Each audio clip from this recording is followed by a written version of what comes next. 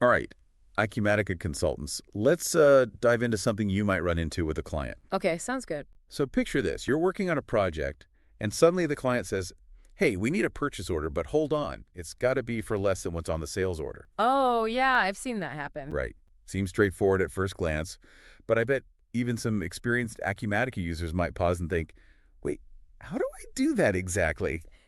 It can definitely throw you for a loop sometimes. Yeah, it's one of those things that highlights how connected everything is in Acumatica. Changing one thing can have a ripple effect. Absolutely. Those links between sales orders and purchase orders, they can get pretty complex. Exactly, and that's why I'm excited to bring in Krishna Shyamala. She's a functional consultant over at Solutions, Hmm. and she's got over 5 years under her belt dealing with these sorts of Acumatica puzzles. Wow, 5 years. That's a lot of experience. It is, and she's helped over 50 different clients with their unique situations. So safe to say she knows her stuff.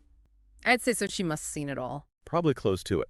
And luckily for us, she's put together some videos showing exactly how she tackles these problems. That's awesome. Videos are always helpful. Oh, for sure. In one of them, she walks us through this whole purchase order dilemma. And you know what? She actually lays out 4 different ways to solve it. 4! Wow, that's interesting. I'm curious to hear about them. Yeah, there are a few options, but the one she actually demonstrates in the video, it's really clever. It starts with splitting the sales order line items. Splitting the line items. I'm intrigued. Why would you do that? I know, right? At first, I was like, okay, what's going on here? But then it clicked. Okay, so help me out here. How does splitting the lines help? Well, think of it this way. When you split those lines, you're essentially giving yourself really precise control over what part of that sales order feeds into the purchase order. Oh, I see. So you're not stuck with the whole original quantity. You can break it down and be super specific about what you need for the PO. You got it. It's all about that fine-grained control, and it really helps avoid those accidental mistakes you might make trying to adjust things manually. Right. I can see how that would be a lot safer and probably faster in the long run. Definitely. Hmm. Now, once those lines are split, she goes ahead and uses that create purchase order action. Yeah.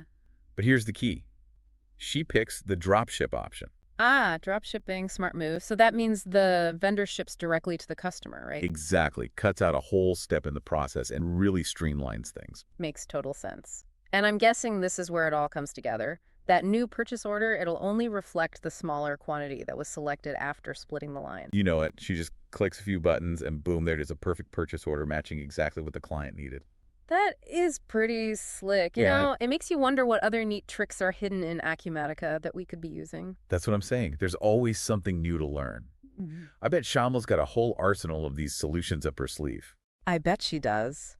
Well, this has definitely been eye-opening. Thanks for sharing this with me. My pleasure. And hey, if you're listening and this kind of problem solving sparks your interest, you should definitely check out Solutions. They can help you find those hidden Acumatica gems and really get the most out of the system. Yeah, they sound like they really know their stuff. They do. Give them a ring at 678-910-2774 to set up a consultation. You won't regret it. All right, I'll keep that in mind. Thanks again for the deep dive. Anytime. Now, who knows what other Acumatica secrets are out there waiting to be discovered? Keep exploring, my friends. Keep exploring. Will do. Until next time. See you later.